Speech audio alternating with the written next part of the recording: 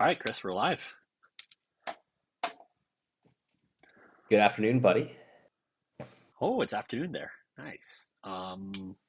Wait, it's Oh, afternoon no, it's afternoon here. for you. I don't know what time it is. It's one-ish. Yeah, yeah. It is afternoon. What time is it there? I always forget. You're like almost midnight, 10 o'clock. +8. Oh, you're 8 o'clock. I'm so No, used to my plus sister eight. being in Vietnam and like having 12-hour time zone re-rotations. But you were just in Europe. You're actually not that far away. Just in Europe. Is there direct flights to where you go, or do you always connect through somewhere? There's no I mean, direct wherever flights. I go. I mean, there's no direct flights from Calgary, right? So where do you always connect through it when you go back? Berlin? We always end up talking about flying. No, Berlin's the wrong way. Man, Berlin's the I wrong gotta get you a way. map, dude. You were supposed to buy me a Yeah. globe, I think. The reason why I can think about this is because I'm planning a trip to Saudi Arabia, and I was looking up like how to get there, and there's no flights to Jeddah direct from Calgary, obviously, but there is from Toronto. And I was planning a trip, and I realized, what did I realize? I realized that when you're flying far away, it's good to ask AI what the direct flights are because you can plan like a more efficient trip. And I realized that Okay. like flying through Paris makes sense because there's direct flights from Calgary to Paris. Stay to Paris 2 nights, and then there's direct flights from Paris to Jeddah, Saudi Arabia. Yeah, Yeah, I didn't know that. But I that's see definitely my doable. yeah, I don't know. You've been to Paris watching tennis? I've never been to Paris. I've heard it's over touristy now, which is I mean, it's a big city. I mean, if you go to the Louvre, it's gonna look touristy. yeah. I don't think I want to go to the Louvre. I've been like 6 times. I haven't Whoa. been anywhere. Just You've been to the Louvre 6 times, or you've been to Paris 6 times? Paris. I've been to Louvre 0 times. Good job. Good job not going to the Louvre. I assume there's like 300 people looking at the Mona Lisa at the same time, you know, I have no idea. I've never been. holding cell phones over their heads, is my intuition. But hey, Yeah, I don't know. yeah, I I don't don't know. know. Hey, guess what I did yesterday? Do you remember a classic spot in Inglewood we used to go to all the time? That's no longer there. Cafe Med? Inglewood, Uh-huh. It's a hole in Inglewood. the ground. Is it a hole in the ground now? Cafe No, Med is no, not. not Cafe Man. It's not Inglewood. It's 70th Ave. Inglewood, a great place we used to go at the end of the strip. No The end of the guesses. strip. With some great music. Oh, the Blues can? Yeah, the Blues can isn't I think there they anymore. moved. They moved, and we went there yesterday. Um, to see some like. Where are they now? So they are where the old Tipperaries is. Oh yeah, okay. 16th and 19th. Yeah, you got it. 16th and 19th, and it's actually a pretty good spot. Like it's a good bar for it because it's just got a nice stage. Everybody can see. There's great like viewpoints from all over, which is kind of nice. I always like the parking there where you can just park underneath the bar or on the back. Yeah, me too. Kind of a weird like alleyway entrance kind of feeling, you know? Kind of feel kind of grimy walking in there just because you're walking in from a Yeah, weird parking garage, but it's nice. they would never build them like that anymore. Yeah, what is that? That's just like columns off the ground and then like a skirted Yeah, it's like a wood moat. fence. Yeah. That's odd. Yeah, you'd think you'd build some like concrete walls, right? Um, yeah, I don't know. that's a weird building. I don't know. How's food prices over there? At the Blues Can or in Calgary in No, general? just like Um, it was good at the Blues Can. It was like $11 specials for like a full plate of nachos, which was awesome. Um, Prices in Calgary are okay. I don't think they're I think they're too bad. I don't feel like actually occasionally you get like a $27 burger now, which is higher than it used to be. Um, but not that often. I think I don't know. I don't think I'm too mindful of like looking at prices too much, but they feel like they're going up at inflationary rates. Fair enough. Fair enough. Yeah, I'm on a mini health kick, and yeah, groceries here are so cheap. It's nice. Got like 8 tomatoes on the vine for like $1, basically, like $1.50. nice. It's like some Roma tomatoes or some like oh wait, some of those like classic circular ones, spherical ones. Yeah, but they're big. Hmm. They're not Romas though, because those are like oval. Yeah, those are oval. I assume Roma is still growing on a vine, but I don't really know. I don't know how tomatoes work. I think all tomatoes grow on a vine. They're just not round. Man, that's a strong vine holding up those Roma tomatoes. I guess that makes sense. What's your health cooking entail? So you're eating lots of salads? Are you? Just not eating out as much. Um, yeah, cooking at home, trying to make lunch, even though I still think that's kind of a waste of time. Um, but yeah, just cooking dinner, I would say mostly, because like eating out here is kind of pricey, but groceries are cheap. So it's actually better if you're a person that never goes out. Do you find your food is tastier than the restaurant? In Germany, yes, I would say like German eating out is kind of meh, you know. Is that because it's typically German cuisine, or is that just in general? I think it's just in general. It's Maybe it's like just the palate. The palate is German, and you like it a little German spicier, or you like it a little more like Oriental. Oriental. I don't know. like Germans think black pepper is spicy. So like when you get warned that something's spicy, it's like hot mayo, you know? Yeah, got ya. Okay, so I didn't know that. I didn't know German food wasn't spicy. Huh. Say the So other thing yeah. I'm doing is I'm I haven't drank in like 12 days, which I haven't done in a long time. Wow, that's new for you. And we've had a heat wave here, so it's been hard, especially when the days are hot. You almost want to crack a beer with your friends. But credit to my friends, kind of had zero peer pressure, and so it's been relatively easy. I would say wine with dinner sometimes, and wanting to have a beer when you're outside with your friends and it's hot. Then you're like, shit, I want a beer. But then I've just been drinking non-alc, and then I've kind of discovered there's a wide range of non-alc. Like some tastes like beer, and others try, but you can tell it's like tofu chicken. Like it's just not beer at all. It's come a long way. So wait a second.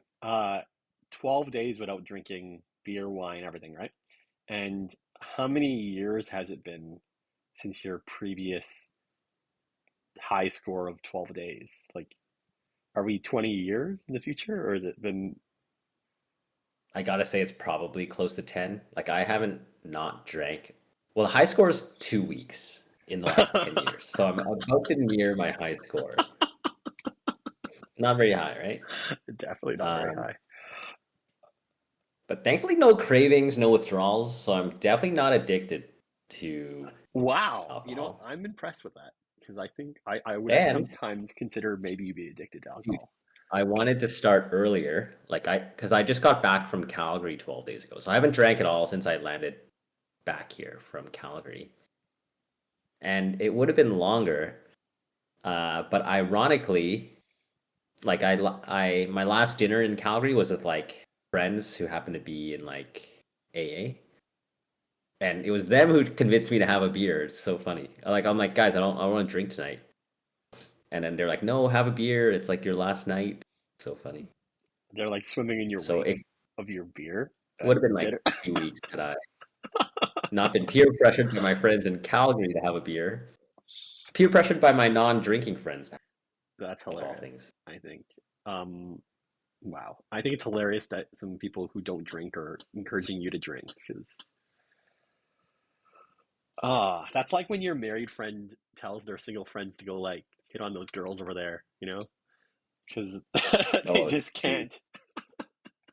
they have no idea. Especially now, I have like friends trying to give me advice, but they've like never used Tinder. It's like, dude, stop talking to me. Like, you just don't understand. And you try to explain to them like what kind of dumpster fire it is for like 90% of men. If you're not like 6'6" and like conventionally good looking, you're just like not even getting matches. Yeah. Um, what did I read the other day? I read that all of online dating now algorithms have been kind of trying to get you to stay on the app. So they don't really want you to match. Like they want you to match, but then fail, right? Like they want you to like come back to the app. Oh, So it's not dude, they're it's been a not total classic conflict of interest, right? It's like if they succeed, they lose their customers. Like, how do you balance that entire thing? It's like completely 180 degrees to each do they other. need like windfalls on like marriages? Is that what we needed? Like royalty create, like you pay Tinder, 20 grand if you get married. Is that like the new app? Is that how That'd it be works? great. Like commission based. Like, hey, the dates are free, but like we somehow track if you enter into a long-term relationship, and then that's when we bill you. I Because like then it. they're aligned. Yeah, then you're aligned, right? I like this. I like this. You put But your credit card up, you have to put a deposit up, and then if they're successful, they get paid. I get it. they track your sin for like the next 10 years, and if you ever get married in the next 10 years, like they're like, yeah, we did that. Through their contact. I like it. I think that's totally how they should be doing it. That's stakeholder alignment right there. I like it. Yeah, because right now it's like, well, we're just selling you the tools. They're like they're like Napster. They're like, oh, we don't vet what you're downloading. We're just providing the search engine for you. But meanwhile, it's totally fake. I was reading also somewhere like every chick puts like I want the guy to be like 6 feet tall, but in like reality, only like 14% of dudes are even over 6 feet tall. So it's like because you have that filter, me as a 5'8" guy, or maybe that's just my excuse, no shot at all.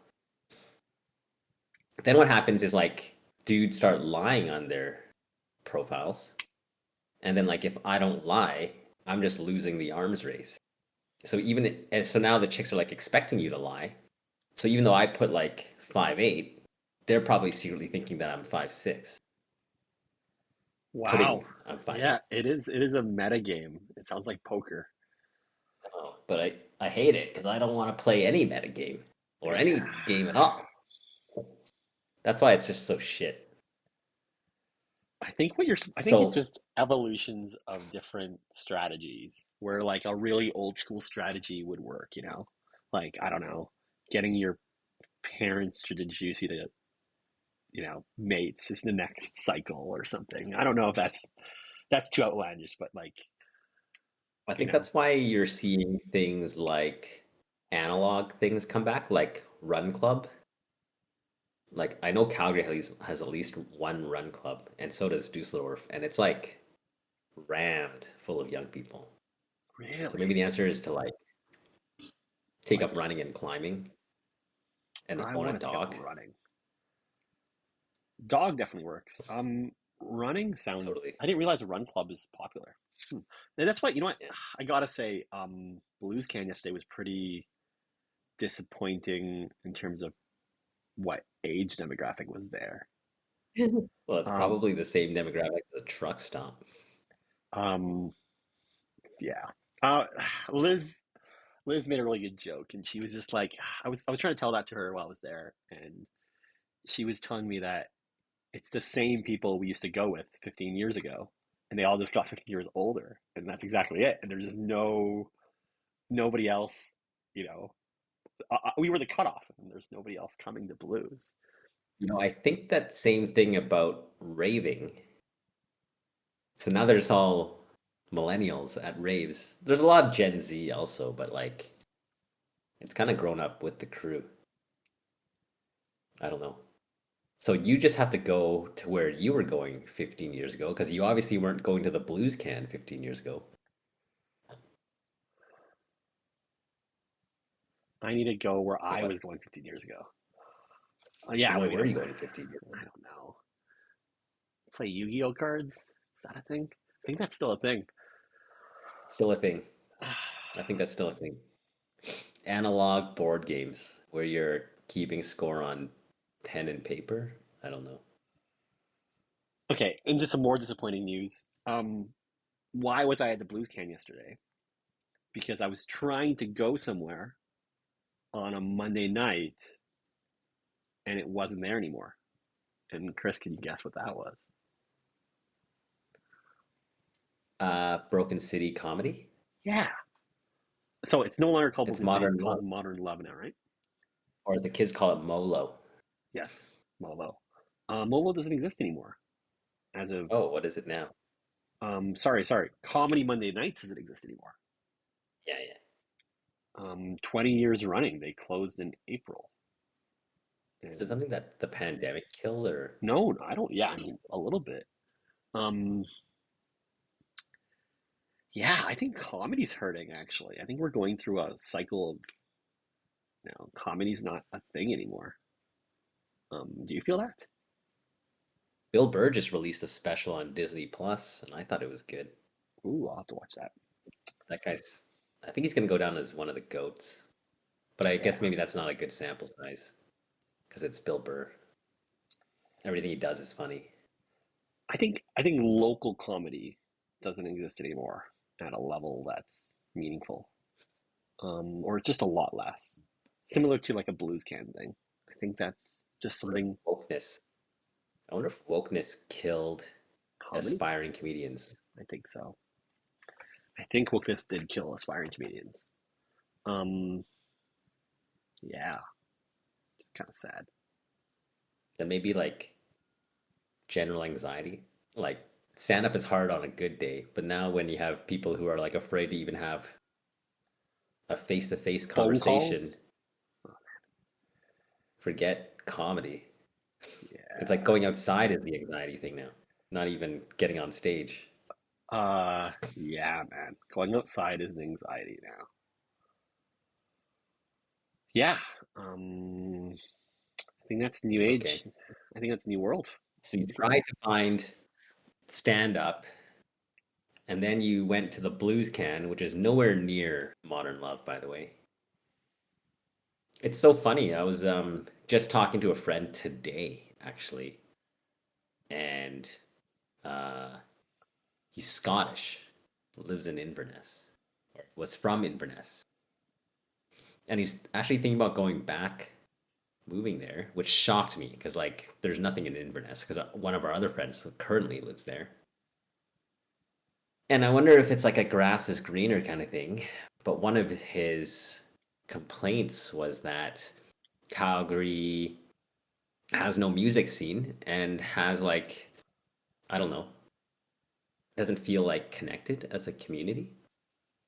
Hmm.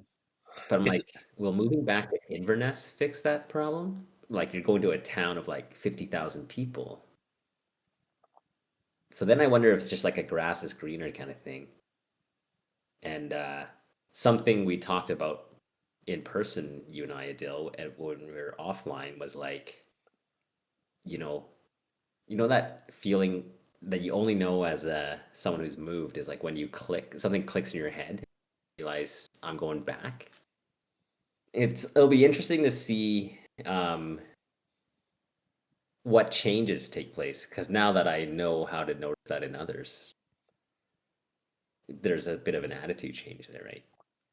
Definitely an attitude change. Um, But I watched this guy get his citizenship, like his Canadian citizenship. So it's interesting, like been here long enough to get his Canadian citizenship, and now he's like told me today, like, yeah, I might go home for a bit. Like, damn. You don't hear often people leaving Canada. That's all. yeah. Um, is Inverness is in Scotland, I assume. Is that where Perry lives as well? Yeah, God, you really need a map. I thought I knew that. I did guess correctly. Never been to Scotland, but yeah, 50,000 people. You know what? So I was thinking the same thing. I was thinking like I also think Calgary's not that musical of a city, and I kind of wish it was more so. But maybe I just thought maybe I'm not going to the right spots, or maybe I don't like EDM music, or And I thought to myself like, is Vancouver more so, or is New York more so? And I think they are a little bit, but I think some people say even Edmonton is more so than Calgary. yeah, and maybe that's because their music venues are just better in Edmonton, is one thing. Um, which we might get that fixed one of these days when we get a new Saddle Dome, I assume. But Well, you get the mega concerts, but you still wouldn't get like the local stuff, I think. yeah, Like that fixes Taylor Swift coming. It doesn't fix like small acts that can't fill 40K people. yeah, I think I think small acts are all about like whether or not your van can get there in a couple hours. Isn't that just the rule? Like it's people touring and they're able to get to Calgary from another city, and there isn't cities that are that close to Calgary. But I don't get how Inverness solves that. Like I thought the density in Inverness wouldn't be that good, but maybe his old friends play music. I think Okay, so. I was staying north of Creston with my family the other day. And I was staying in this nice big cabin that was off the water, off Kootenay Lake. And this dude had all the musical instruments. This dude had a piano, he had like guitars, he just had things on the wall. He had a full, band there. And maybe that's true. Maybe like boring places play more music. Is that a concept? Like, because you have the time to learn guitar? I have no idea. Maybe. Never had that thought cross my mind actually. Yeah, I I don't would know. think you're more like camping or like woodworking or like you have a shop or like a project car or something. So I met this guy out there. He had kind of what you were describing. So he had 13 acres off of Kootenay Lake. It's about 200 meters of frontage and then all the way up the hill, if you can imagine that. A lot. So he's got a sawmill, like a small sawmill that he has on site. And As then, in he processes lumber. yes, he processes lumber. Okay. He built the 3 bedroom, 3-story house by himself 20 years ago, and 1 bedroom, 1 bathroom house on his land that are both Airbnbs. And he was telling me like he has like a camper, like a truck trailer. So he only rents them out July and August, which is also weird to me.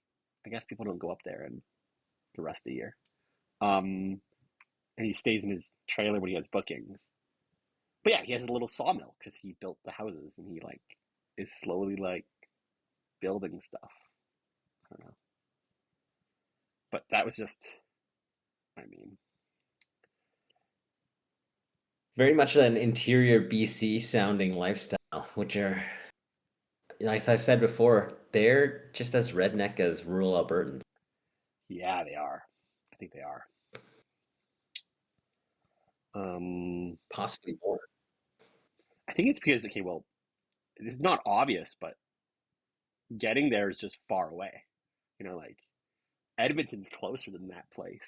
And they're not closer to anything being on the interior BC. Like it just gets worse as you get in there. There's ferry restrictions. There's like roads that are all super windy. Like you're like tangibly 7 hours from an airport. You know, really far away from a lot of places. So, um, yeah, you're rural, but you're in the woods, which is different, and you're off of lakes, which is different too, which I just thought was cool. Like he had a big sailboat that was off the water that was under repair. Like, and it was just like I was like, I mean, that's freaking cool, but I don't know. I think it's the right move if you want to be a hermit. Yeah, Like retract a little bit into yourself. I just was talking to a guy also in Calgary a couple of weeks ago, and he moved from Calgary to Revelstoke and just decided to do like mountain town living, you know.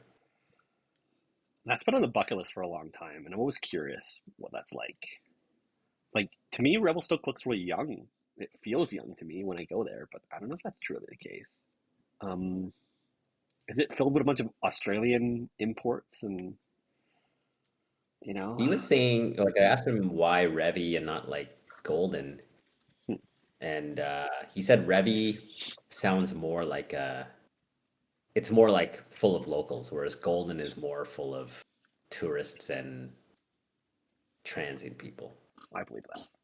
I believe that the So food I in think, Revy's way better. Like you got a whole yeah, downtown strip of like hipsterness and young and local. I always thought Revy would be a good place. Fernie feels like that a little bit, um, but I think Revy more so. yeah, Cool. that's what he was saying too. Like Golden doesn't have like a proper downtown, what like Revy does. Yeah, I don't have a strong opinion, but yeah, so you could always do the small town thing. You just have to like slow your life down, which maybe sometimes you want. yeah. I think it definitely is an option. Um, did he get like a local job? Or is he working remote? I have this habit where I don't ask people what they do, so I actually have no idea what he Because I does. think I'm not sure which one's better, to be honest. I always thought it'd be fun to work on the hill and be part of the community and like help and stuff.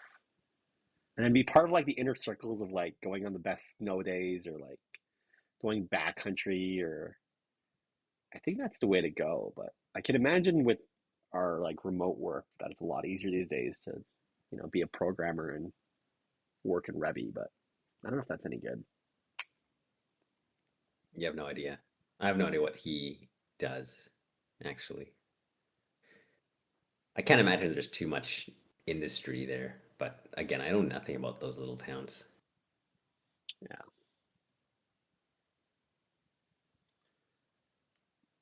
But anyways, what have you been up to for the last month? I don't think we've had a podcast for like a month. I think we skipped like all of July, it Hmm. feels like. Whew, I don't know. I don't really remember my last month. I remember my last week. Kind of just dealing with lyric issues this week. Um, she ate some mouse poison, and that was a whole adventure. Yeah. I put some mouse poison in these like plastic traps in the yard, and she broke into one, and I don't think she ate very much. Like it's my understanding that like the percentage of poison inside of mouse poison things is like a tiny amount.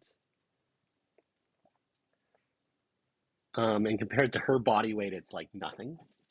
but it was still kind of traumatic. Had to bring her to the vet and do a whole gambit of figuring that out. That's been my recent week. Um, Even smart dogs are kind of dumb that way. They don't have like any kind of reflex to be like, don't eat this, it's gross. They just eat everything. yeah, well, Lyric definitely wants to eat everything. That is definitely her jam. Um, yeah, I mean, I've just been. Um, she's kind of learned how to get out of my yard, which is another problem I'm dealing with. Um, Thinking about buying like a GPS tracking collar that like alerts you that has like a cell phone signal in it, like a fancy one. Like My she friends make a what? thing like that where you just put like a air tag in it. So Lyric already has an AirTag, Oh, so that is helpful in some ways. Um, but I think I know I gotta go do a couple things. I have to either like fix one of my yard fences where it's taller, so she can't jump over it, which sounds like an obvious fix. Just a weird one. It just she can go through the bushes in my front yard, and hmm. she's able to crawl through them and to get onto my neighbor's garage, and then she somehow gets out. I don't really know how. Yeah. Um. Yeah, I don't know. Overall, to be honest, Lyric's been awesome. Um. We've had crazy great weather and really rainy weather in Calgary the last month, which has been really lush. I don't know if you saw it much while you were here, but it's been green all over the Yeah, place. got like first 5, 6 days was rain, and then really good weather the second week I was there. So yeah, Calgary was nice. Really enjoyed uh, being there, even Yeah, with the rain. even with the rain, it's been good. Um, I haven't had a yard to maintain in a long time, and I kind of forgot you have to do stuff, and it's Do a you fair bit of own work. a lawnmower? Do you have a lawnmower? So, I have an electric weed whacker, and I have a push mower actually. Um, the push mower is actually really fun. For having a tiny lawn, the push mower is really fun. I love that it doesn't make noise. I love that it just got this chopping noise. It feels like you're like it's like you have a really sharp knife and you're like cutting, fruit like efficiently. It feels great. If you ever have the chance to have a good push mower, it's actually quite awesome. And I think I have a decent push mower that actually like has like Here's inertia balance or something. I don't know. here's a fun fact. I've barely ever mowed the lawn in my life. It was like the one thing my parents spoiled us for is like chores. Like, we didn't really have that many chores. Like Wow. we weren't spoiled in like any other way, but like I lived with my parents, let's say like moved out when I was like 21. But like I would say like in my teenage years, I probably mowed the lawn 3 times in my life with a gas mower. Like my dad just always did it. And then the only times I did mow the lawn, I was like a summer student at an oil and gas battery, and we had to like just keep like the ditches and stuff short. So I then used like one of those like little mini riding mowers to mow that. But I would say I probably mowed the grass in my life less than maybe a dozen times total. I've cut grass in my life a dozen times total. Wow. Um, I mean, I started mowing the lawn at like 10. I mowed the lawn from 10 to 23, like religiously. I started a Like every lawn mowing week. company when I was like 12, like I I used a really crappy electric mower growing up with a long like a cable. It needed like two extension cords and it would always disconnect and it was terrible. Um Yeah, and the blade sucked back then, and they would get stuck, and like it would stop working. There were so many problems. Um, I kind of think grass is just dumb in general. yeah, I think grass Like, is dumb. like people just don't even know why they have grass. Yeah, Have I ever told you that I think you. rant, mini I don't rant? know. I don't know if you've told me this rant. I've heard this rant. Um, Yeah. Like it was a sign of wealth back in like medieval times or like 500 years ago when it was like, I have so much land, I don't need to grow crops, so I'm just gonna grow a monoculture of shit we can't eat, and it was supposed to be like a sign of wealth. I think the French did it. Then people started putting lawns in to demonstrate their so-called wealth. And now everyone just has grass and they have no fucking idea why. Like it literally dates back to like monarchies showing wealth in front of their palace by wasting arable land, and then that's why every suburb does it now. interesting. Um, what's the better choice? I'm kind of fortunate that I have a backyard that's like down a boatload of stairs, and that I don't keep nice at all. Like that's just I like think I just weed whack it, and I don't even care about it, and it looks I fine think to me. I don't know. the right answer is native plants and flowers so that insects and bees and birds have like an oasis. If you think like the rest of Bridgeland is like paved hellscape where there's nowhere for them to like chill out, then like you can turn your garden into an insect and pollinator haven where they can just like chill and like rest in the flower and shit while they're flying around. Yeah, that makes perfect sense. How do you achieve that? You tear up all your grass and then you reseed it with like a mixture of like whatever the right ratio of like flowers and grasses are, like native grasses. Huh. So you just make your place look like a meadow, essentially, a small meadow. Um, Like if you're walking through the mountains and you get a clearing, that's what your yard could look like. It's certainly not grass the way we understand it. yeah, I don't know. I know you haven't been to my place too much, but my front yard is epic. It feels like I don't know how to explain it well, but it's fenced off, so it Clearly feels not well huh? enough. What's that? Fenced off, but not well enough. Yes, not well enough. Not well enough that Lyra can't escape, but um, yeah, no, it's got a tiny bit of grass, and I sit out there and drink coffee. It's awesome because it doesn't feel like anybody's there. Um, so I kind of like there being a bit of grass just because I go barefoot. Um, but I like the fact that like I don't know the flower beds. I don't know. I don't really like take care of them. I just rather them grow naturally. That makes sense to me. But yeah, can you just ignore your lawn and it'll become a meadow? Can you Do you have to actually tear up grass for it to fix itself? I think the grass takes up space, so like nothing can grow there. No. Like the grass is better at growing than the native plants? Well, there's no room. Like where, like the grass takes up space.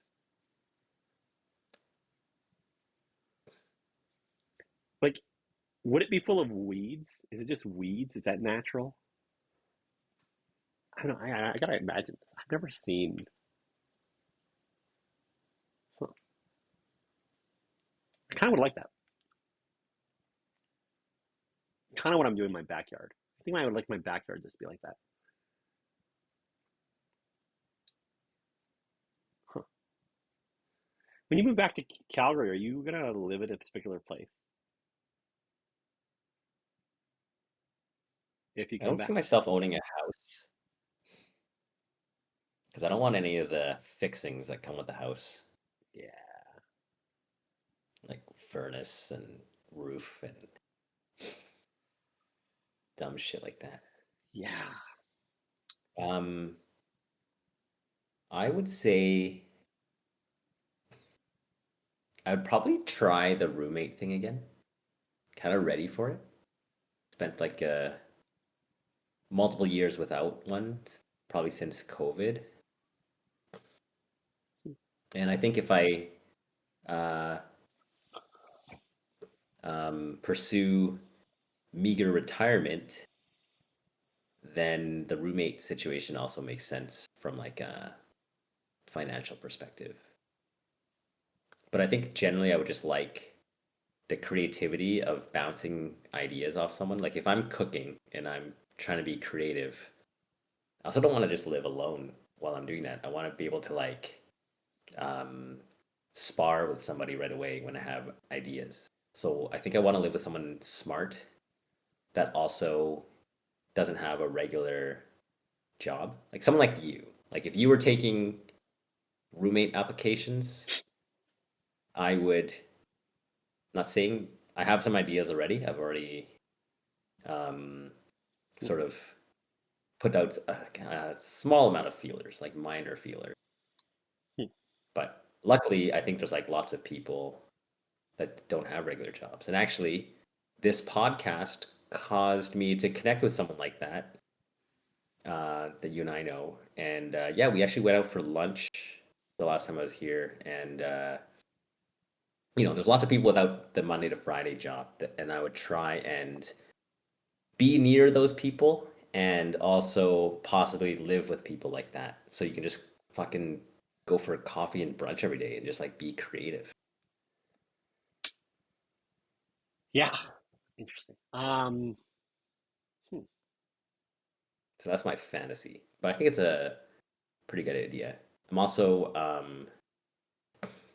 redoing, I'm having someone look at my financial plan next week just to make sure that my math is right, that I haven't like missed any assumptions.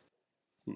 What I don't want to do is accidentally go broke. I don't think that's that possible, but might as well just get like a second set of eyes checking on it.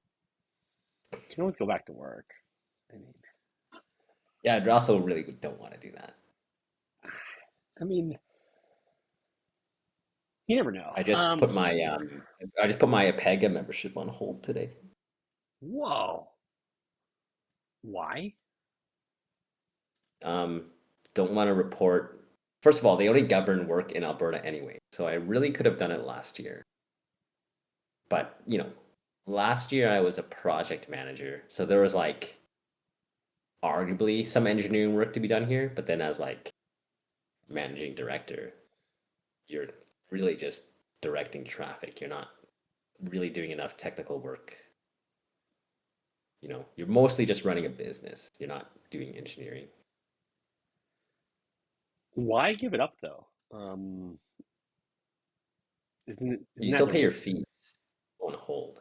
Oh, just go on hold. I see. You can still use the PEng designation, and then you just renew it. But then you can also just opt out for 7 years and don't pay fees. Hmm. But I figured I'll just let my company pay the fees anyways. But I don't have to put professional hours in. Like I don't have to track continuance development hours or whatever. Got ya. So yeah, it feels good. Last 12 days, I think.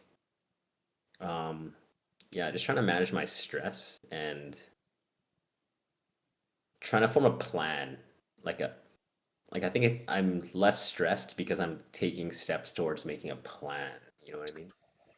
Yep. Instead of just being along for the ride, kind of with this open-ended outcome, then you're just like, Yeah, you're totally right. okay. So I think even taking 10% steps to form a plan has actually helped me a lot. Hmm. So we'll see. I think probably here, probably another year, but we'll see. I mean, fucking crazier shit.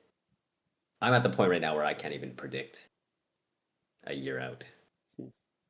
We're like literally reevaluating plans every month, which is also kind of fun as well. You kind of flex like your problem solving skills and your ability to adapt. And I think that's probably a place where I'm pretty strong. So I'm actually quite okay with it. Hmm. Oh, like for example, on my last day, I realized like I have a work phone. So like that's no good. So I just literally bought an S25 and it's just like a new Samsung and it's just sitting in my closet because I would need a unlocked phone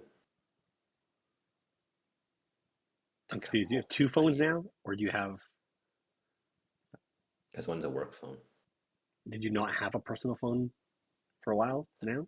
Ah, I've had a personal phone in like 20 years. and this is intentional because you want to detach. Is that the rationale, or is it to turn off work? I think if something were to happen, I don't have a phone. I go back to Canada and need a phone. Oh, I see. Got it. Got it. Well, that makes sense. I just turned on gray mode on my phone for like nighttime, and I'm actually enjoying it a lot. Like What mode? it's like grayscale. It makes my phone. Oh, It's like bedtime mode. I don't know. I've heard of people who do that also to become less addicted to it because then they don't see color. Yeah, And so they're not just doom scrolling because yeah, the doom scrolling is not in color. yep. Oh man, I think doom scrolling is a huge problem these days. Um, I don't know. I think I was addicted to YouTube Shorts for a long time, and I learned how to get rid of My that. God. How do you kick the YouTube Shorts thing? Because I also know someone else who has told me that they watch it way too much. So it's not easy, but what you have to do is tell YouTube you're not interested in YouTube Shorts like 20 times in a row, and then it stops showing you I YouTube see that. Shorts. It's just a little X button, and you say not interested. You got to do it What 20 is it fucking about times. them? I'm lucky. Like I'll sometimes click the odd random one and I don't really find them interesting. I think they're sometimes just made really poorly. What what part of it is like addictive for you? Um, like it's like Family Guy clips and like Rick and Morty clips Uh, and like um, it's like things I've watched in the past, and it's just good reruns. It's mostly reruns. they're makes sense. They're like 60-second reruns and you just watch the best parts. Yeah, yeah. It's Got it. it's it's really addicting. It's terrible. Um, yeah. I don't use TikTok. I'm pretty sure that's what TikTok's like as well. Um, Oh, 100%. yeah, That's the reason they did it. Why Instagram and YouTube both made short form vertical video. yeah. So Instagram doesn't really get me because I just watch my friends' reels, and then they run out, and I just don't want to watch strangers' reels. But So Instagram also suggests you shorts. yeah, I know it They're called does. reels. Yeah. They're so similar. I sometimes forget which app I'm on, like because I also have YouTube Premium, and then I'm like, oh, I'm on YouTube. But luckily, I'm not really addicted to that. That would Hmm. be tough, I think. Yeah, no, I definitely think YouTube Shorts got me. Um, yeah, yeah, I'm trying to be better with my phone habits, but it's challenging. Um, I turned off I turned off all my notifications besides WhatsApp and Teams. Phone is still color though, but I don't let apps push me things. Never So turn it off. so I don't have like I have like 1,500 unopened emails in my Outlook, but I don't I don't have any badges on my apps besides WhatsApp and Teams. So then I can't see that I have likes or anything unless I choose to go in and look at them. Yep, me too. I'm the same way. I don't let any apps come and pop up on me, except for I think WhatsApp. Um, yeah, uh, but They get sneaky because now it's like even your phone has its own feed, especially like on an Android. Like yeah, it does. Google will just try to give me news So to Google see if does I it with a like it. left swipe. Can you get rid of that? Can I? I bet you can. Um, that's I infecting my sometimes brain browse now. the website too. Oh God, a lot of It's it's like its own garbage Reddit. AI. It's like it's bad. Oh yeah, I actively try and curate it. So if it's like behind a paywall, I always say don't show me this domain again. Like Mm. Bloomberg, right? Unless you have Bloomberg, you can't read anything on Bloomberg. Oh, so you create it. That's a So good it's like idea. stop giving me fucking Bloomberg headlines. I can't even click them. And then some are just horrible. Like somehow like CNBC is terrible. Like it's just 75% ad coverage and your article is somehow sprinkled around all the stupid ads. So Yeah. stupid. From my understanding, from what I can feel is Google's getting desperate about ad revenue, and they're like turning up their ad knob. I can just feel that. Which is interesting because YouTube is destroying Netflix for eyeballs. Like they Oh should wow. be killing it. Oh yeah.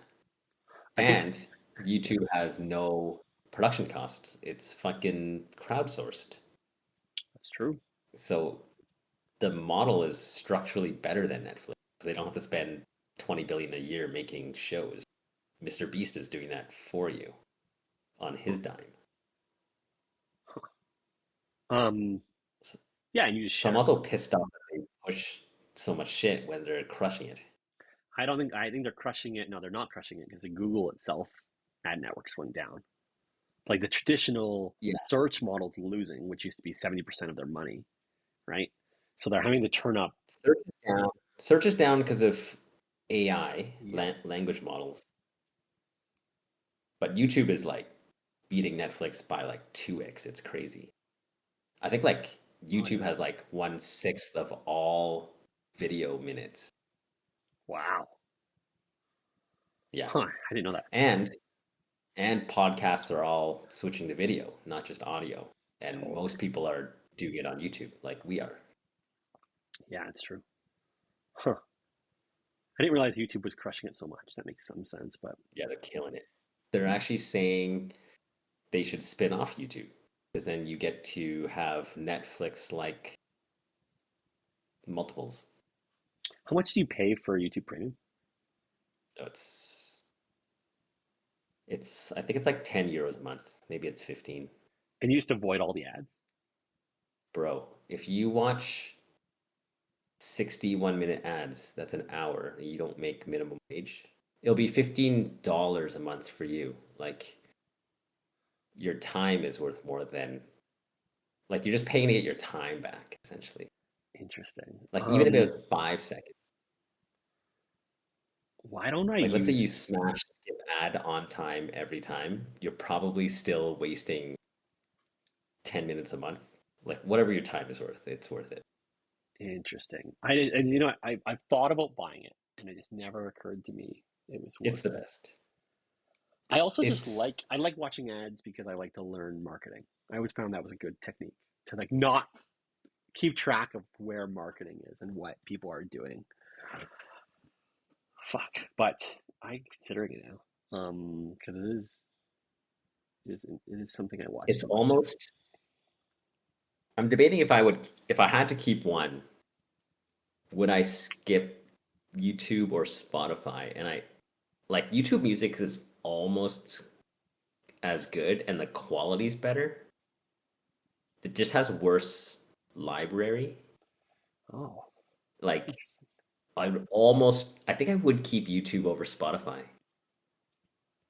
The only problem is like I like electronic, but if I like top 40, I would fucking ditch Spotify for sure. Like the overlap on top 40 is the same. It's just like I can't get some stuff I like to listen to on YouTube Music.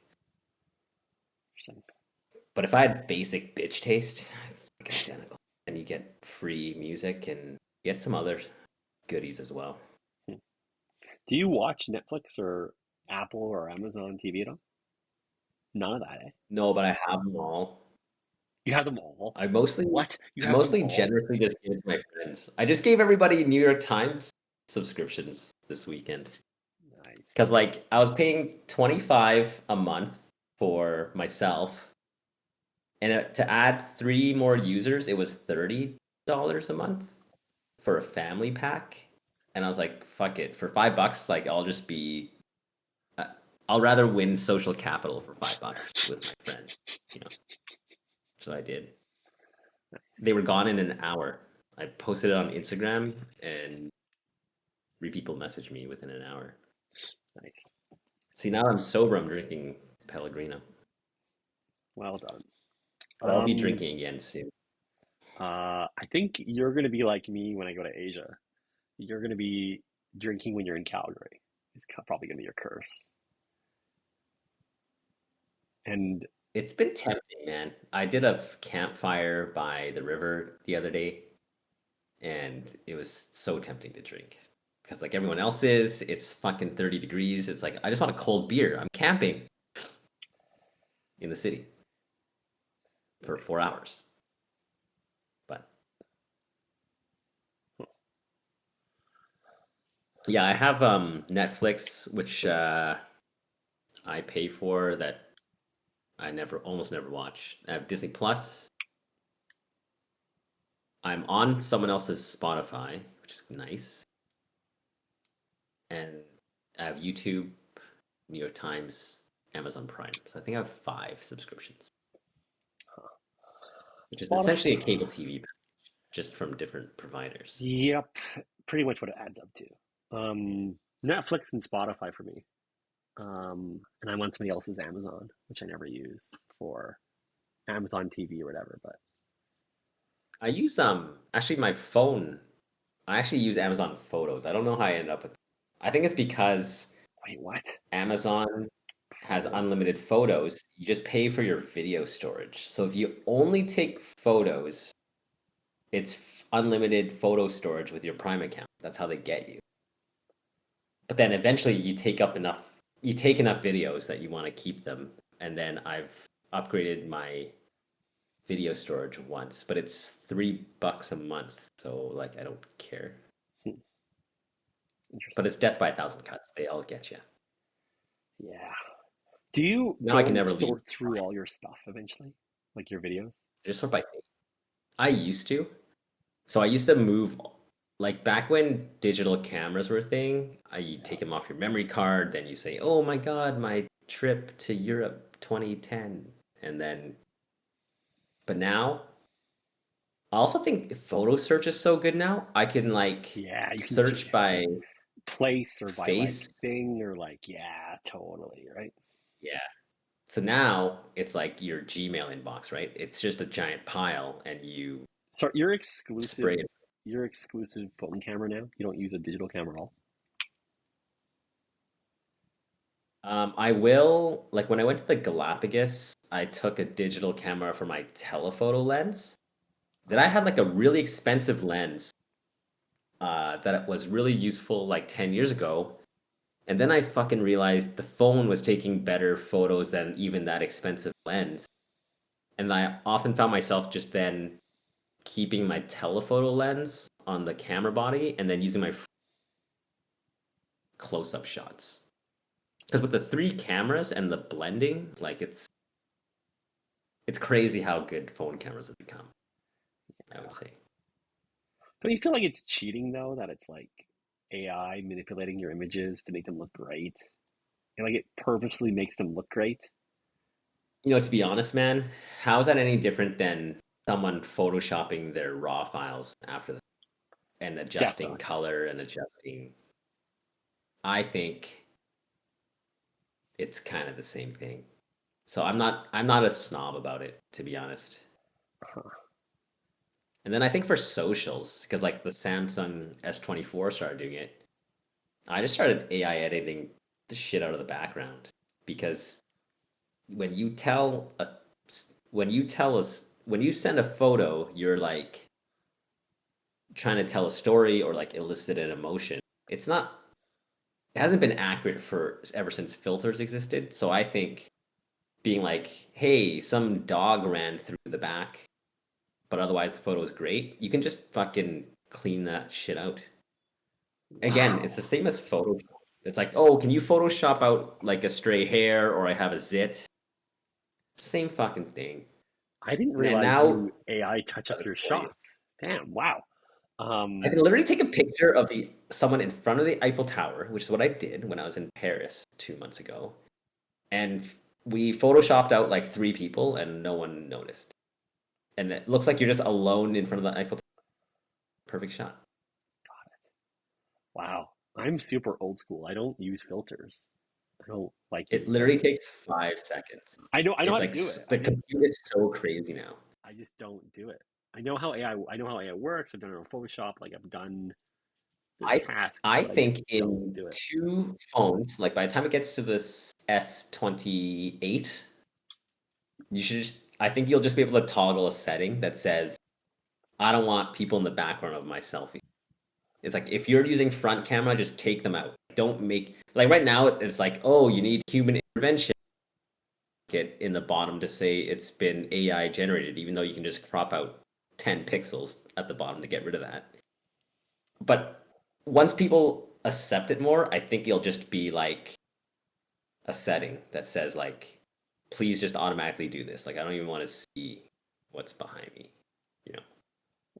Right I mean, now it's still not being adopted. Like they're getting feedback like you're giving right now. But I think in 2 years you just shouldn't believe like even more so, you shouldn't believe social media. Like in 2 years, you should definitely not believe it. Like, oh yeah. my God, empty beach during July high season in Greece. Like, get out of here. Oh wow. Wow. I know there's beautify mode on your camera. I just never use it. Um, my phone is Android, but also like a weird phone, so it doesn't have AI features by default. It's all like raw still. So I've been existing in raw form for a long Man, time, and interesting. I don't Ever? go through the processing.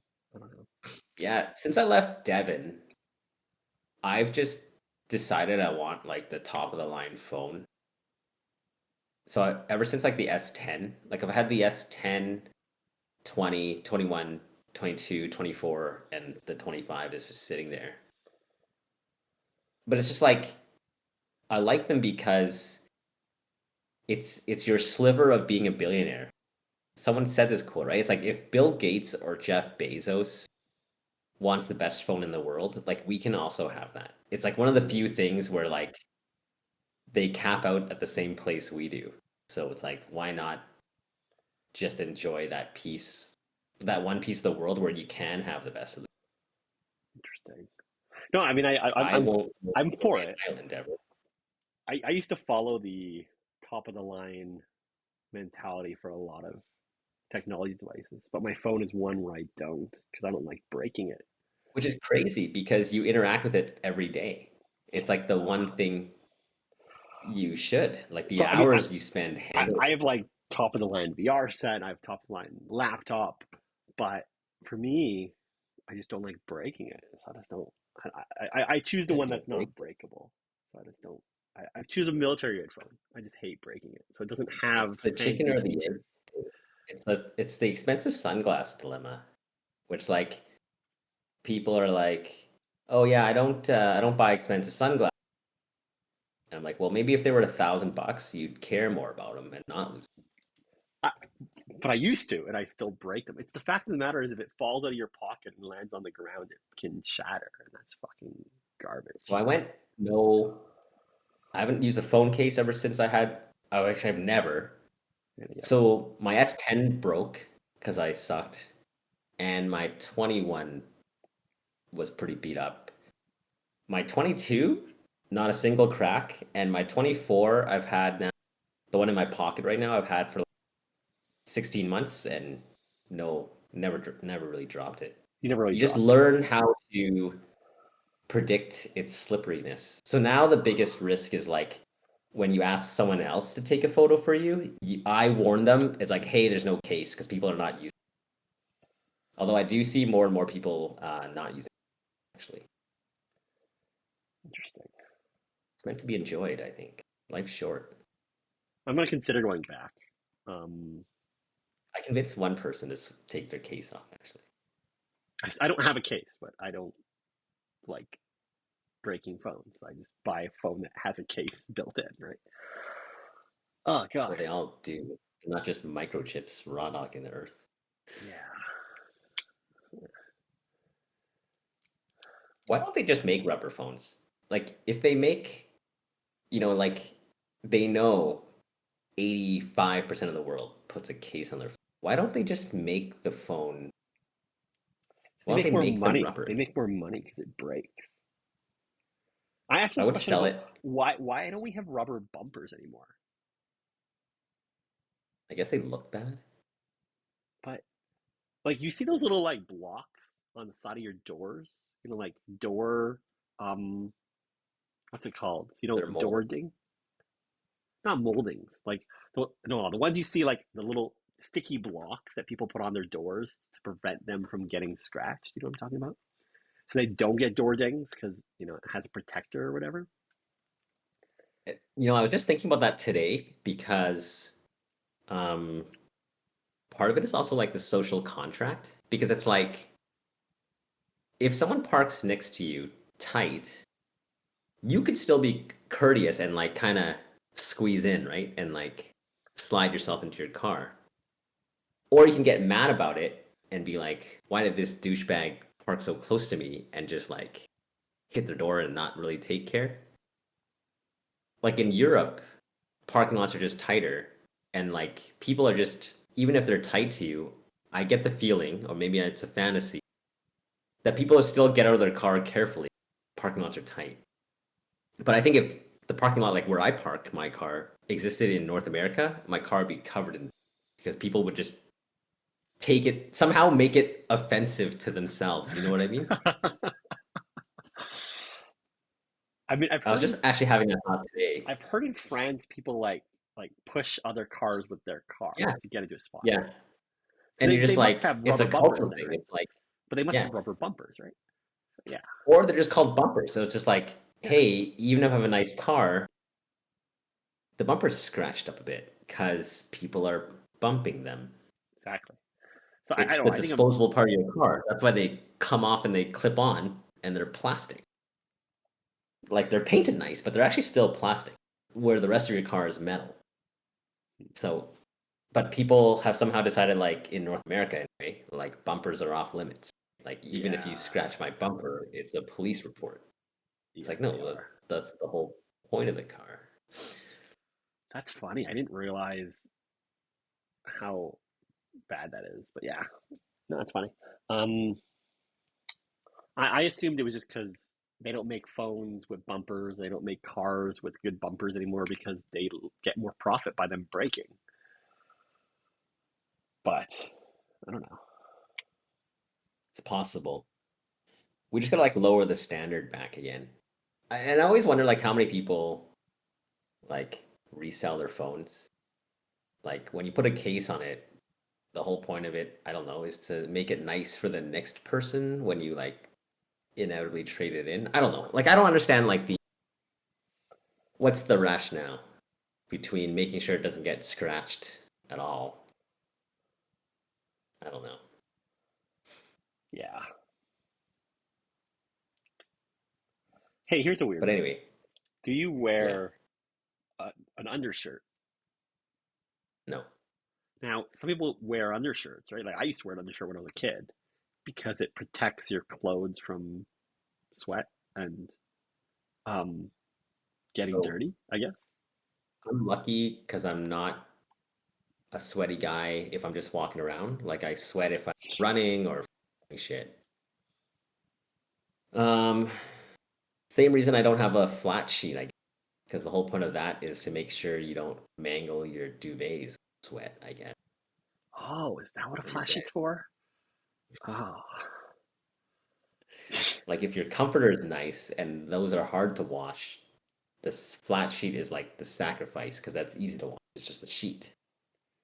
but don't you But have like a then, comforter cover, I guess? yeah, Interesting. sometimes. But like for me, my flat sheet just always ends up at the back of the bed anyway. So it's like it doesn't exist.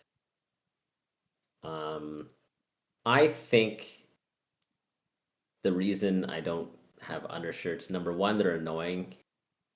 Number two, it's like if you're protecting your shirt because you care so much about it, are you out of your price range? Just get a shirt you don't care about that much. So that goes back to a Chengism. It's like if you can't afford two, you can't afford one. Yep. And that goes for like everything.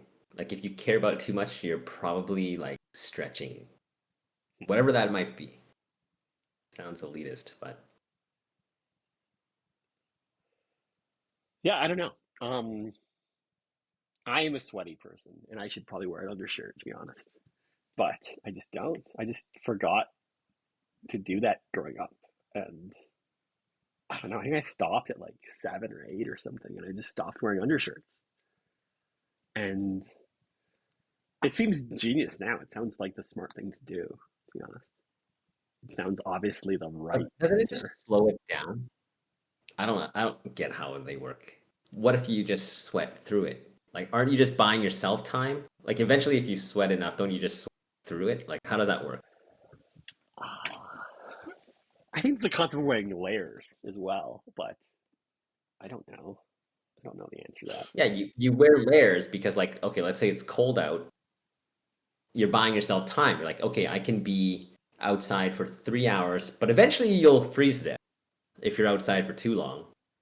But wait, So isn't the point of eventually you'll layers sweat. as well that like you have a layer of insulation between each layer, which is like an air gap? Is that But true? you're just slowing down the loss of heat from your body. Eventually, you'll die. Yes, yes. In the wilderness, So you would die.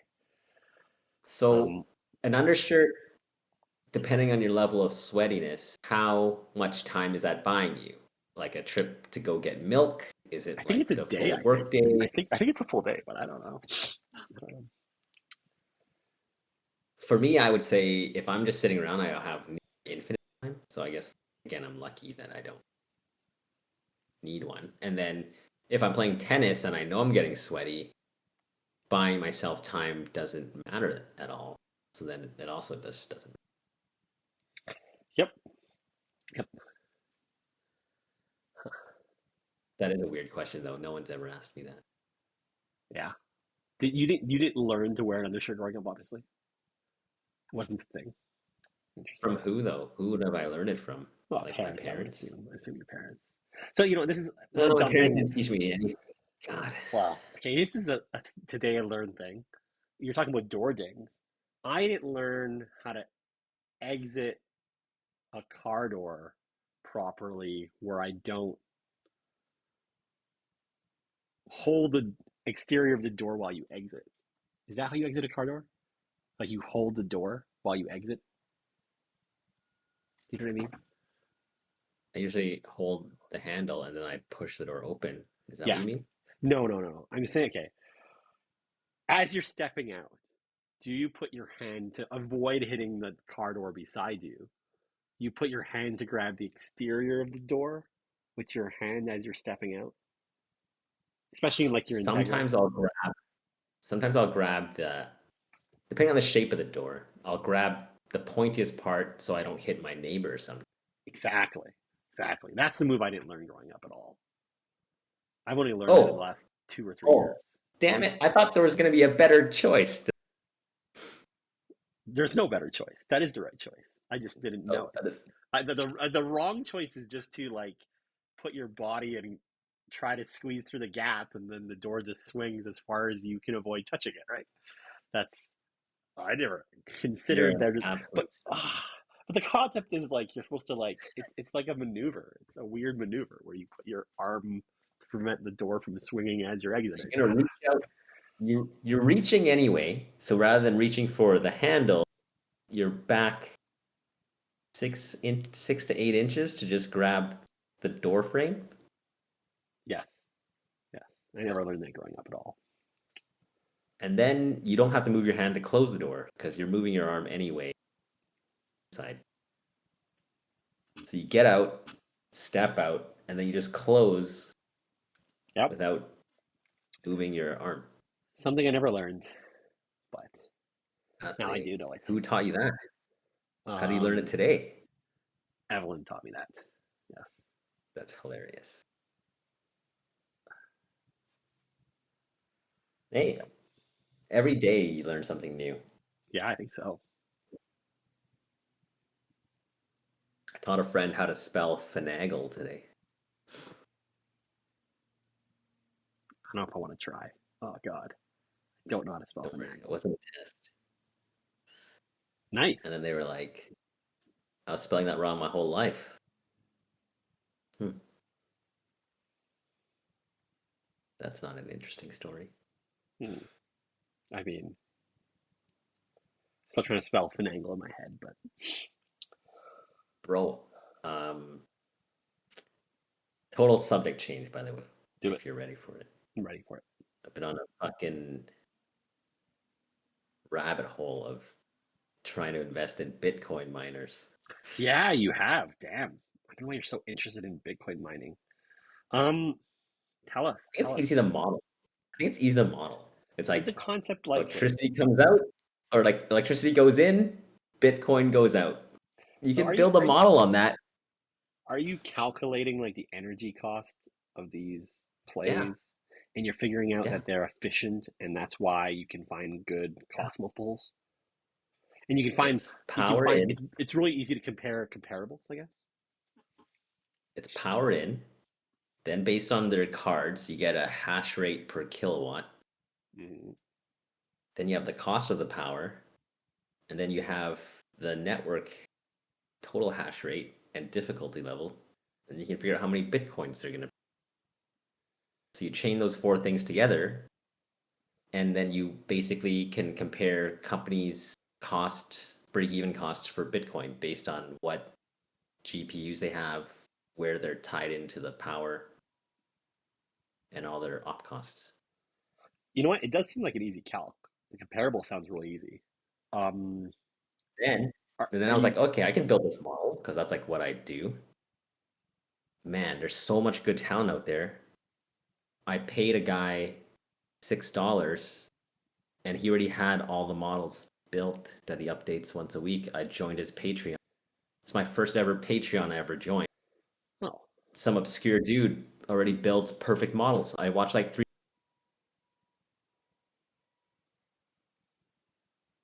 Chris, did And your I can just run his models. can you say that again? Sorry, your mic cut out. Um, Instead of building my own models for like the top 10 mining companies, there was a guy who already built the models. Yep, heard that part. Yep. So you subscribed to his Patreon So and you got all the models. Nice. So then, okay, for how six many dollars, mining companies are out there that are publicly traded? Is there a lot? uh, there's like 10 of them that represent like 35% of the net. Got it. So now, yeah, I understand that. So then, are you comparing their market price and their evaluations based on their efficiency? And you can calculate that there's maybe mispricings in their valuations? Yeah, nice. So how many have you traded? I Have you? just bought, so I've been holding on to IREN. I've like 3x that one. That was before. That one was before I modeled. These guys look like they're best in class. That was just from reading press releases and not modeling them. And then from looking at the models, I just opened a second position today on a second one. Nice. Are you going to tell us what it is? Yeah, I can. It's I mean, it's not a, Clean it don't, Spark. if anything, it only make your price go better, right? Yeah. Yeah, I'm not worried. No one's listening to this podcast. Exactly. Um, and then because like Bitcoin's so hot, like every one of their CEOs has been interviewed a month. So then I just like watch a couple interviews, try and just go by my gut to see if they seem like douchebags or not. And then you basically have a sense of like if the management team's competent. Got it. Is there also a factor of like scalability of power? Like, okay, can you tell Yeah. me where all these guys getting their power from? Are they getting it from Um, renewable sources? Are they getting it from scalable sources? Are they getting it from grid power? I don't know. The one you bought, I don't even know. I didn't hear the name, but so it's always the grid. Very few of them are also generating different skill sets.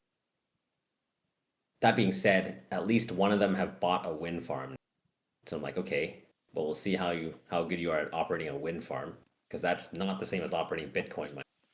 totally. Um, but yeah, cheap grid power and uh, whoever's got the newest fleet of miners, right? So drop their joules per it's terajoules or joules per petahash is the metric. So there's a pretty wide variance, anywhere from 15 to 30. So think about it this way. If you have a miner that's twice as bad as top of the line and your power costs are twice as high, your Bitcoin is 4 times the costs as the best company. So not all Bitcoins are made equal. Definitely. I mean, and then there's a capitalization cost of the miners, and they pay back eventually, and then they're free for a while or whatever, right? Yeah, totally. Um, but there's also the fact that over time, um, this applies to them all equally, possibly, but maybe not. It gets more competitive, and the mining rewards possibly go down as we Yeah. have block halving, and then also the price hopefully goes up because Bitcoin probably goes up in price. So there's a whole other Yeah. So gambit you there. basically need I think the next halving event is in 28 though. So you have some time. Hmm. By then your miners should be depreciated anyway, so you should be turning them over every. So ideally you uh, keep up with the halving and the price doubles.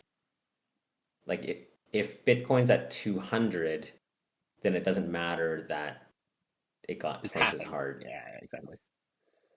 Um, the so my thesis, and I don't think it's kind of being slept, kind of like a modern one with AI, is like I've also been buying the ones that have the power capacity because they can also just flip to AI. So you're getting like a good value mining company, and then you have the lottery ticket where their power connection also has a bunch of value for high performance computing and AI, which isn't being fully priced in because they're just being evaluated as if they're mining Bitcoin. So I think what I want to do is I want to invest the three, the 2 to 4 best mining companies performance wise. But then I also have 2 to 4 lottery tickets where they can just get taken out by OpenAI, Oracle, Meta, Google for their connection to the grid. So they're They're all in the sitting on. It's almost states. like They're all in the states, I assume. largely. It's almost like you have this McDonald's, good McDonald's, Totally. but it turns out that corner you're on at that intersection is actually insane because you're on this piece of land that's actually fucking crazy that no one sees. So someone might end up buying your McDonald's. They'll just tear down the McDonald's. They never wanted that. They wanted that piece of real estate. Now think about these Bitcoin mining sites that are already connected, internet connections, the power grid, I think, and some others, others do as well, that these hyperscalers are just going to buy these miners, depreciate the rest of the, whatever the existing GPUs are, rip all those out, and then install AI data processing. Totally. I mean, everybody's talking about how our power grid can't support the scale of AI over the next years. And That's why, I mean, I I think some of know these hyperscalers are investing in nuclear. Um, totally, and I have sort of I wouldn't say I'm in the business, but I'm obviously power generating, so I have a little bit more industry insight in how hard it is actually fucking connect to the grid. And it's hard. So like these interconnects have a tremendous amount of value. And there it's like bigger is better. So I so, basically want to do these miners buy own the their most own efficient. land? I assume they own Huh? their own land. Miners own their own land, or they're not just leasing. Just rent. But then, do they actually own their power grid, or is it just on a renewal basis? Well, you own the substation. You can own the substation. Oh, you can own the substation. I didn't realize that. Okay, got it. That's a cool lottery ticket. Um, yeah, everybody keeps talking about um, where all the AI compute will go. Um, that's interesting. I think it's for me, as you know, I've never really been into crypto. I know you get me into it. This is actually my way of diversifying my portfolio, participating in both crypto and in a somewhat unique manner because like you know nvidia's already run up, like maybe I'm late to the game. Of course we said that one is worth 2 trillion, now it's like 4.5, and it might go up to 8 or 10. But to me this is like a less direct way of still participating with I think higher upside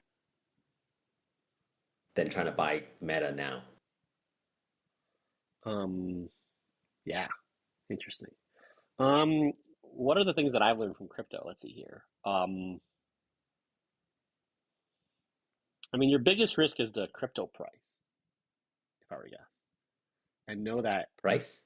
yeah, the price of Bitcoin, and know I've that, I've thought about that, but you have basically all these tailwinds of the Trump government promoting crypto.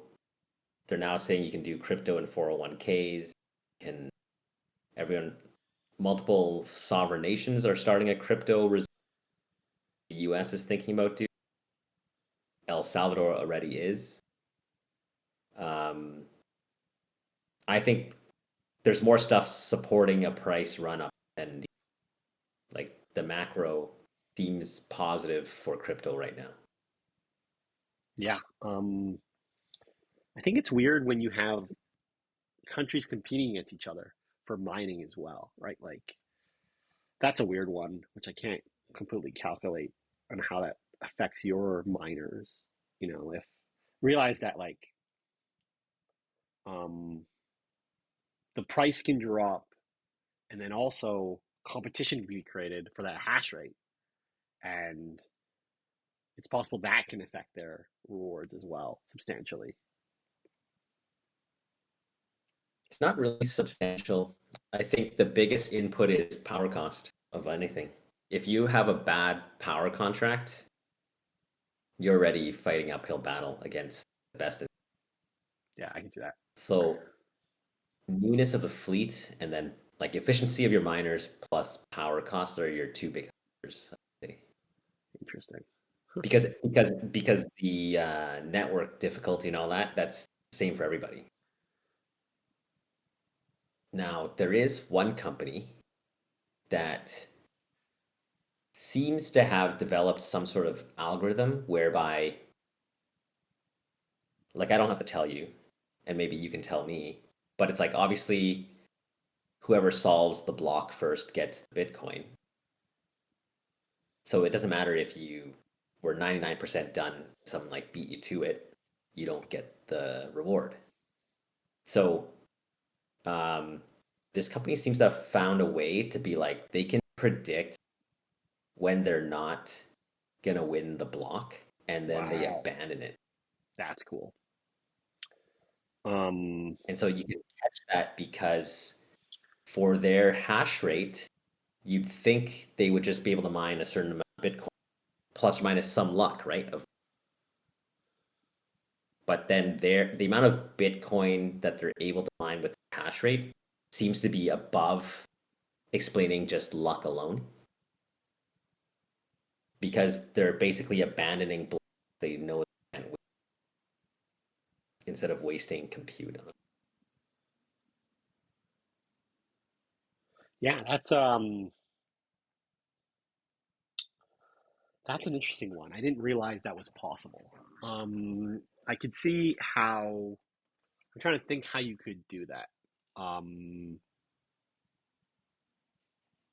I definitely don't know the hows, but if you track enough history, you can see like consistent outperformance, right? Because you can see what everyone else is, and that's where building the models is helpful because you can see what you should be getting based on your hash rate, and then you see what you're actually getting. Unless someone's and but then that would just be fraud anyway, so you'd be fucked one way or another. But I don't know. It seems like that might be possible, and obviously they don't really share how they know that. hmm, weird. I've never heard of this algorithm play before, which is interesting to me. I'm curious on how the math works there. Told you, man, I went into a fucking rabbit hole. I probably spent a Um, good, I probably spent 60 hours researching it. wow, that's And a I would lot. say I'm a pretty good researcher. Like, I don't just type into Google and read page one. So, do you know the answer to this then? When they're solving for the block hash, is it for actually a block that's live trying to confirm? Is that true? Is that how rewards work? I didn't know if that was actually the case. I have no idea. You heard what I just said? Okay, The gotcha. actual mechanics of it, all I know is if you don't solve the block, you lose, which is why people join mining pools, deuce variance. So my interest is that's not the case. That there's it's who solves the net. Who solves? That's not how I understand the math working. Um, it's like prime numbers. You're just trying to find a prime number. I don't think you have to find the next prime. You can find any prime that hasn't been found Right. before, and then hey, look, I found a new prime. I get the reward. It's Yeah. that's my understanding. So I'm very surprised that there's this algorithm of like um, of doing it, but it's possible because maybe what they're doing is they're tracking all the failed attempts and maybe tackling the algorithm from a different angle because they're realizing the mining pools doing it together this way or whatever. I don't know. That's weird. It must be tracking mining pools of some sort and like figuring out, you know, Well, it's interesting. Yeah. If you figured out, I'd be interested. It's interesting that they're not part of a mining pool. I think they have enough confidence. They're like, we don't need to join a mining pool because we're actually not trying to reduce variance. We're trying to swing variance in our favor. So, because a lot of the smaller companies, even companies that have like 10 to 15 exahash per second, that are still in a mining pool because the difference between 2 or 3 bitcoins a day adds up to like 30 million of revenue or like 3 million of revenue a month, which is big for them. So they can't afford, especially if they need to make quarterly reports, they can't put out handle an the earnings release and variance. say, yeah. So it's also interesting to note that he also doesn't join a mining pool. They're just, yeah, we just do our own thing. Yeah, that's kind of interesting. Um, yeah, no, I think if I were to guess, you are more efficient if you don't join a mining pool because it's my understanding the mining pool, you know, infrastructure takes a cut, you know, for managing it, right?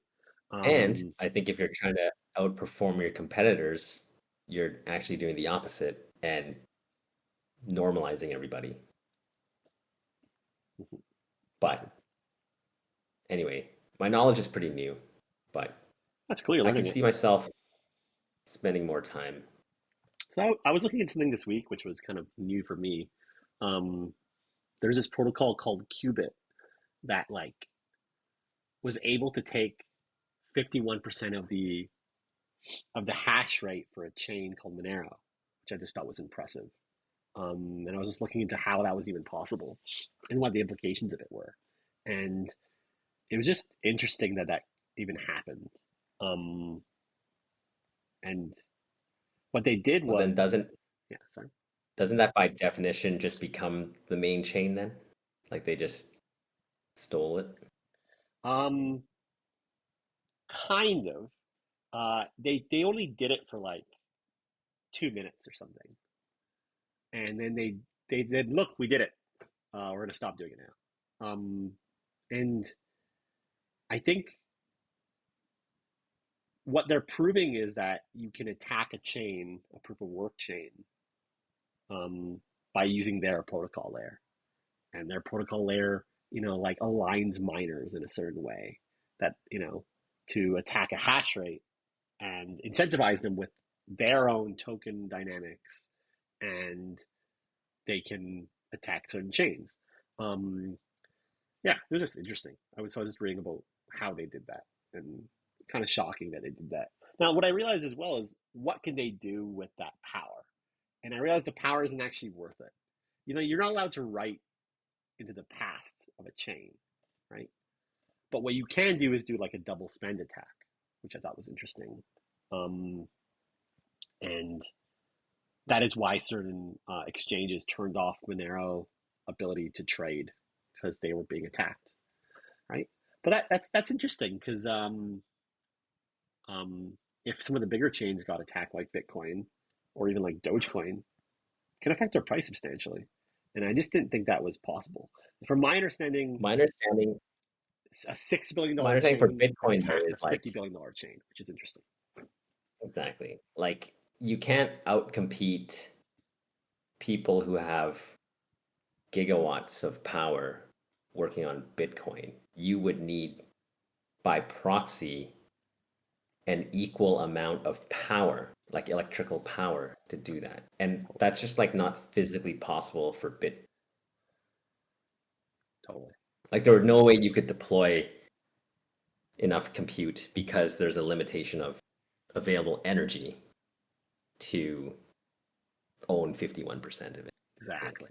So I think so. How I see it is, you know, I don't know. What do they prove? Maybe like a $6 billion market cap stock tried to do a hostile takeover of a $15 billion stock and proved, they could interrupt a trading day. That's it. That's all they proved, right? What's the big deal, right? To me, that's what they did. Um, which is still just interesting they did it. But I don't know. I was just looking at that this week and thought it was interesting.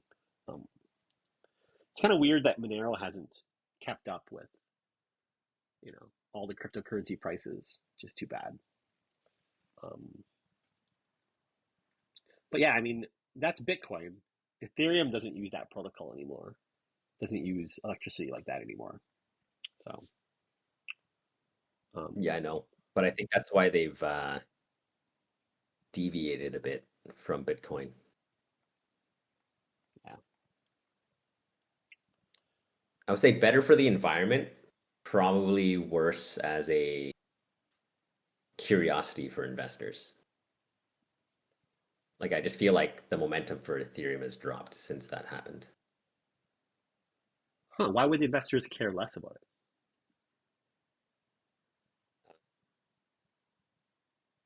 I guess because proof of work is still a proxy for scarcity, would be my guess. Because if Bitcoin is a proxy for money, and money is a proxy for energy, then the only way to demonstrate that you wasted the is Oh, as dumb as that sounds. interesting. It's like, hey, look, I completely used up this hydroelectric dam's power to feed it into Bitcoin. That's why it has value, which is essentially what's happening. It's Yeah. it's it's a true waste to the people who are actually lights, but like I didn't make the game up. But I think that's why proof of work will always be interesting to people. It's the same thing as luxury goods because energy is scarce and showing that you wasted energy drives up value, even though it's terrible for every other practical. I mean, I know it's a concept, but I think it's a sunken cost concept. Um, you still have to provide utility, and your Bitcoin provides utility because it's a way of trading goods at a price that stays stable, which is probably it. So maybe that's true. That price stays stable because Bitcoin is tied to the energy market. Yeah, I It's a don't know. preserver of wealth. It's meant to be a preserver of wealth, opposed to be something functional. Like Ethereum is functional, right? Let's say it has more functional uses. But at this point, because you waste so much energy to make a Bitcoin, it's essentially the same as a Louis Vuitton handbag. It's as owning a Bitcoin is like having a luxury, just like it's like having a front lawn. It's like, look, I wasted all this energy. Look, I wasted all this space. I need it. That's why it's so valuable. Yeah, it's So I interesting. think that's why it has the attention of people. Something that doesn't use energy and is just like super functional, that's like about as interesting as like a sewer line. It's just functional, but it's not sexy. It Huh.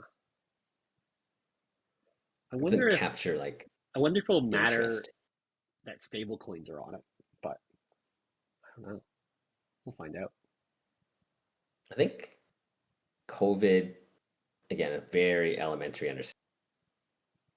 The whole point of stablecoin was that somehow it didn't track the economy or something. I don't know. But then it's turned out to be like highly correlated.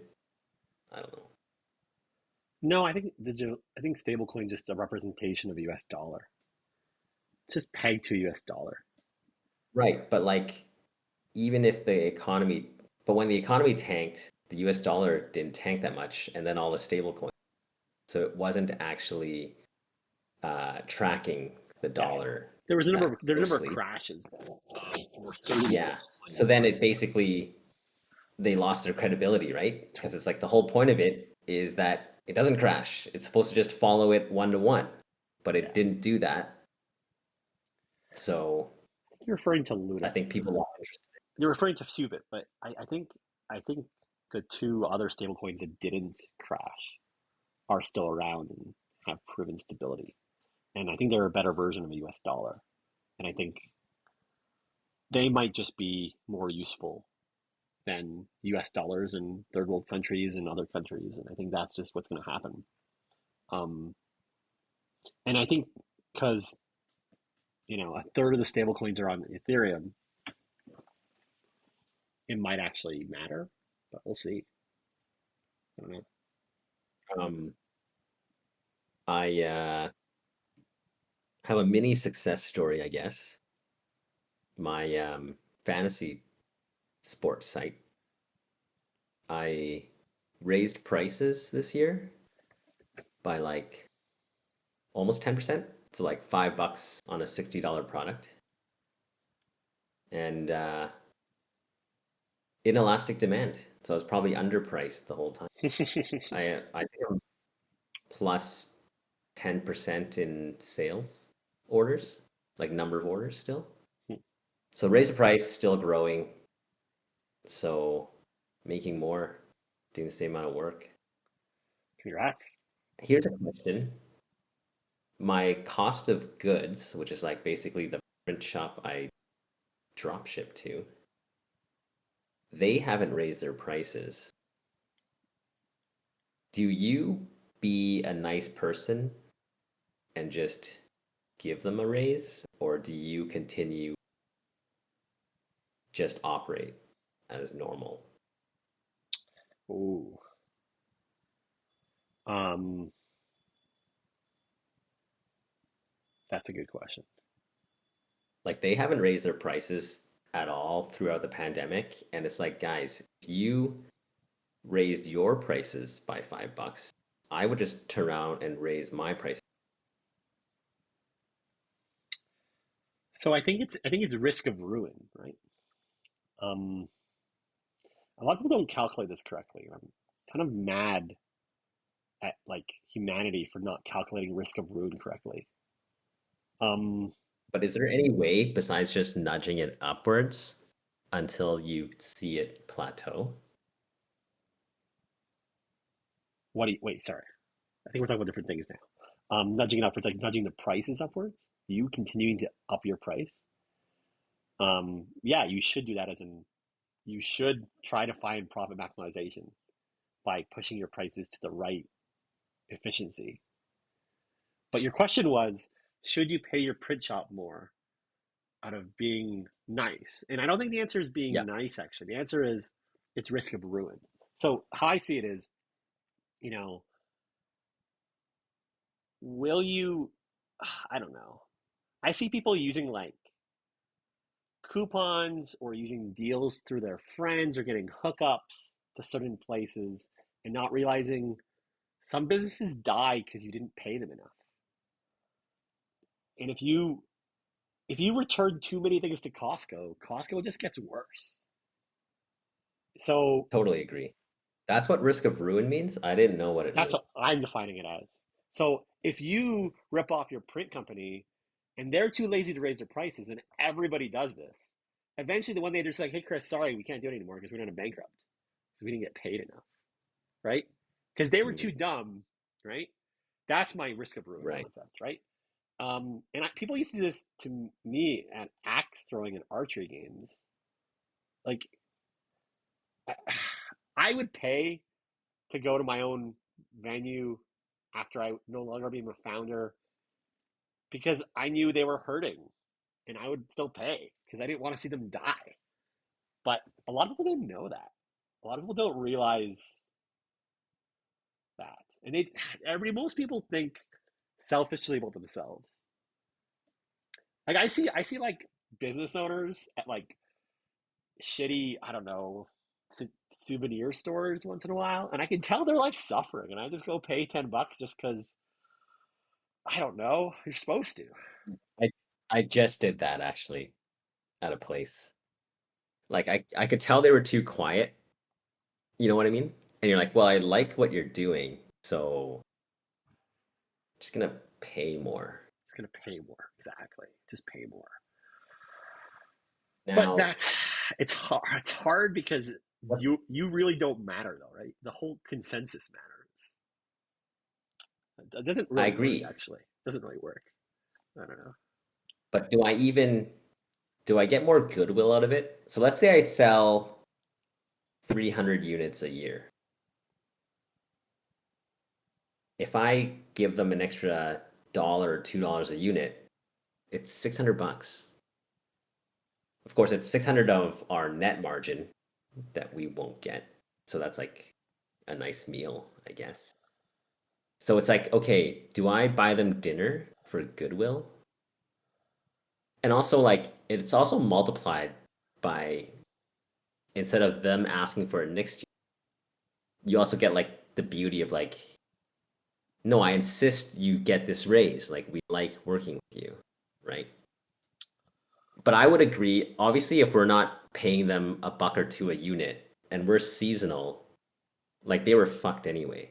But then like how you're saying it is like, well, maybe everyone's thinking like that. And no snowflake thinks they're responsible for the avalanche. Like I'm Exactly. just a little snowflake. So I have this conversation a lot with business owners who we talk about our taxes and like people who just talk about their taxes all the time. And I try to encourage people, hey, we live in Canada where everybody files their taxes and pays their taxes. Please don't buck that trend because then you become Italy, you know? Or Greece. I was gonna say Greece. Yeah. So please pay your taxes and fairly. It's the social contract, right? Yeah. It's almost a prisoner's dilemma in a way. It's the door dings. Hey, we're both parked close to each other. We could both be douchebags and damage each other's cars. Just take 5 seconds longer to get out of the car and both agree not to implicitly to Yep. be dicks. Yep. So I don't know. I don't even exploit corporations that are huge. I even think of that one. Like I'm like there's like Me too.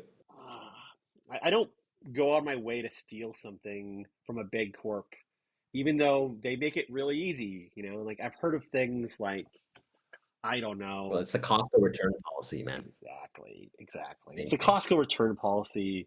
It's the hey, this is a defective item. I can return it and get my money back kind of concept.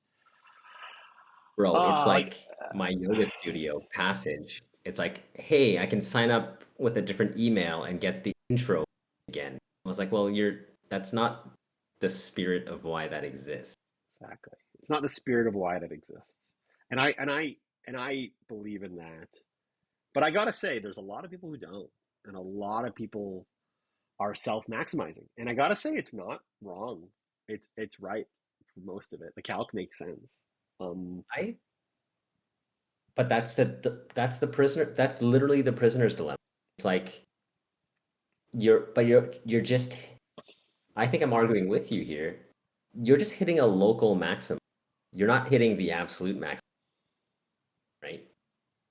You're at the top of a small hill, and you don't realize you can actually win. You're just less of a piece of shit. yeah, yep. Um, so yeah, that's my Maybe that's my that's my opinion on that. But I don't know. that's my ideal optimism. Also, like you're better than that. Just don't return shit if you don't have to. See. I think there's a whole other gambit here, and it's some people are the way they are just because they have enjoyment out of it. Like I don't know, people enjoy the road rage, or they enjoy. I don't know. I enjoy it. Tell you what, I enjoy lowballing on Facebook Marketplace. I enjoy it. I kind of enjoy it. I enjoy, like, and I shouldn't. I don't need to, but I enjoy getting something. I'm happy, first of all, I'm buying something used. That just gives myself joy.